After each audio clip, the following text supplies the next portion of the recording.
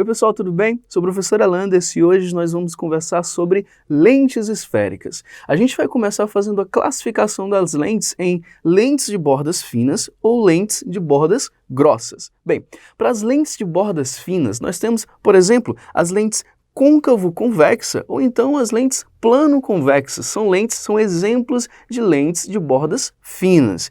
E além dessa classificação em lentes de bordas finas, para lentes de bordas grossas, nós temos as lentes convexo-côncava ou então as lentes plano-côncavas. Então você está observando aí essas lentes de bordas finas e lentes de bordas grossas. Professor, por que é importante eu saber se essa lente é de borda fina ou de borda grossa? Porque a partir disso a gente vai poder classificar as lentes em convergente ou divergentes. O que acontece? Quando a lente tem um índice de refração maior do que o do meio em que ela se encontra, as lentes de bordas finas elas são classificadas como lentes convergentes. E, nesse mesmo caso, quando a lente ela tem um índice de refração maior do que o do meio em que ela está imersa, as de bordas grossas são classificadas como lentes divergentes. Então percebe que a classificação de lentes convergentes ou de lentes divergentes depende ali da relação entre o índice de refração da lente e do índice de refração do meio.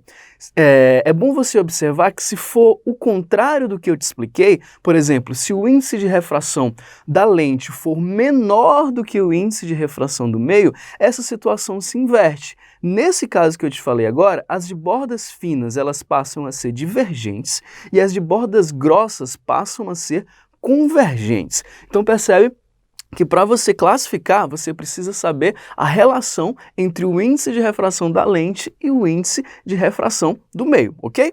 Então, a gente vai conversar agora sobre as propriedades dos raios de luz quando passam ali por uma lente esférica. Então, a primeira propriedade que a gente vai conversar aqui, que você vai observar, é a seguinte: todo raio de luz que incide paralelamente ao eixo principal, ele refrata na direção do foco imagem. Então percebe, você está observando a figura, o raio de luz que ele incide paralelamente ao eixo principal, ele vai refratar ali na lente e ele vai incidir ali na direção do foco imagem. Então essa é a nossa primeira propriedade. Segunda propriedade é a seguinte: todo raio de luz que incide na direção do foco refrata paralelamente ao eixo principal. Só percebe uma coisa, essas propriedades elas servem tanto para as lentes convergentes como para as lentes divergentes. Você percebe que eu estou usando a direção. Quando eu falo direção, pode ser o próprio raio de luz passando por aquele ponto ou então o prolongamento do raio de luz, como você pode perceber nas figuras. Então essa é a nossa segunda propriedade. Todo raio de luz que incide na direção do foco refrata paralelamente ao eixo principal. Vamos à próxima propriedade aqui. Todo raio de luz que incide no centro óptico refrata na mesma direção do raio incidente. Essa é a nossa terceira propriedade aqui desses raios importantes nas lentes esféricas. Quarta propriedade. Todo raio de luz que incide na direção do ponto antiprincipal objeto refrata na direção do ponto antiprincipal imagem. Então percebe que eu falo direção para te explicar que pode ser que ele passe lá por aquele ponto ou que o seu prolongamento passe pelo ponto que eu estou te falando. Por isso que eu falo na direção, porque é a direção da reta que passa por lá ou então que o prolongamento passa pelo ponto que eu estou te explicando. Então essas são as propriedades desses raios de luz, desses raios notáveis, desses raios importantes aqui para a construção das imagens nas lentes esféricas. Bem, a gente vai falar agora aqui da formação das imagens nas lentes esféricas. Então eu quero que você se atente a essas imagens. Olha só. Bem, a gente vai começar falando sobre a formação das imagens em lentes divergentes. Por quê, professor? Porque a imagem tem sempre as mesmas características na lente divergente. E que características são essas? Eu vou te falar e você vai observar, olha só. A formação de imagens em lente divergente, a imagem ela é sempre virtual, reduzida, ou seja, de um tamanho menor, E direita, o que a gente quer dizer com direita? Ela tem ali a mesma orientação do objeto. Então ela é virtual, ou seja, ela é feita pelo prolongamento do raio de luz, ela é, como eu te falei, menor, reduzida, e ela é direita, tem a mesma orientação do objeto. Então todas as imagens formadas em lentes divergentes têm essas características, ok?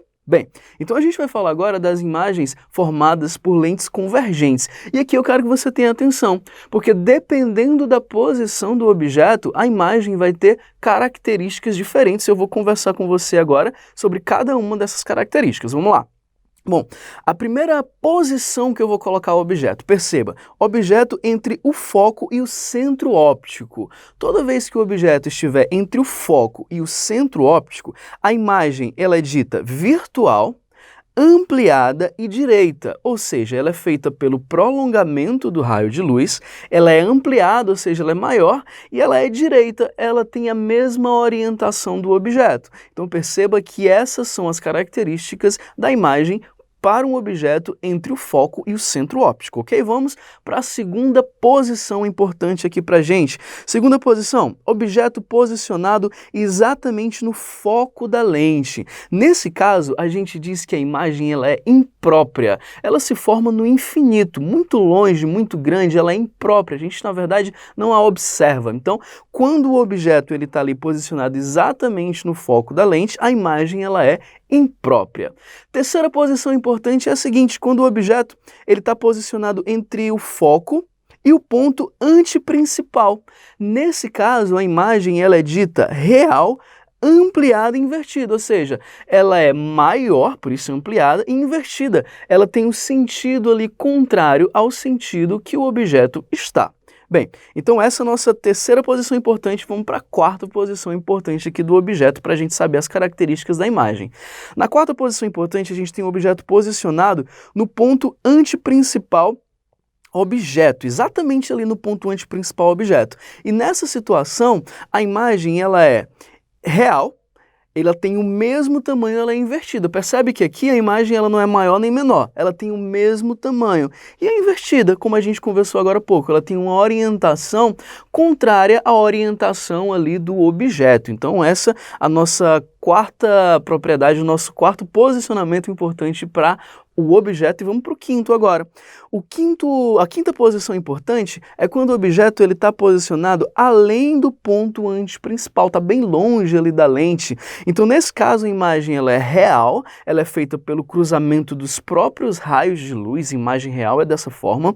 Ela é menor, ou seja, tem ali um tamanho menor, reduzido do que o do objeto, e ela é invertida. Mais uma vez, ela tem uma orientação contrária à orientação ali do objeto. Então, essas posições, elas são bem importantes para você entender a construção da imagem. Você junta essa explicação das características da imagem, sabendo que essa explicação, ela vem ali daqueles raios notáveis, que foi a primeira coisa que a gente conversou, ok? Bem, a gente vai falar agora sobre uma análise das imagens formadas pelas lentes, principalmente aqui a posição. Como é que a gente faz para calcular a posição de uma imagem, quando a gente tem a posição do objeto, quando a gente tem a distância focal da lente? E para isso a gente vai usar a função dos pontos conjugados de Gauss aqui para as lentes. A gente tem o seguinte, olha só, para as lentes é válida aquela relação que nos diz que 1 sobre o foco é igual a 1 sobre P mais 1 sobre P'. O que é isso, professor? Esse 1 sobre F, esse F é o foco da lente. Esse 1 sobre P, esse P é a posição do objeto. Mais 1 sobre P', onde esse P' é a posição da imagem. Então essa equação aqui, ela pode me dar a posição do objeto, da imagem, pode me dar a distância focal da lente, dependendo do que o problema ou a situação me dispõe para calcular. Bem, além disso, dessa equação aqui, dos pontos conjugados, que a gente pode aplicar também às lentes, a gente pode usar a equação do aumento linear. Lembra que eu te falei que algumas imagens são maiores, outras imagens são menores? Existe uma equação para a gente calcular quão maior ou quão menor são essas imagens. E essa equação é a seguinte, olha só. A imagem, ela pode ser calculada como menos P' sobre P, esse aumento da imagem, ou ainda I sobre O. O que é esse I sobre O, professor? Esse I é o tamanho da imagem, esse O é o tamanho do objeto. E aqui, mais uma vez, P e P' são respectivamente as posições do objeto e da imagem. Lembra desse sinal negativo, sempre tem que ter ele. E esse A é o aumento linear. Percebe que esse aumento é de uma forma geral, que eu dou esse nome aumento, porque pode ser também uma redução, ok? Então é uma variação ali do tamanho. Bem, pessoal, assim a gente finaliza essa nossa aula de lentes esféricas com informações importantíssimas. Espero ter te ajudado. Grande abraço, tchau!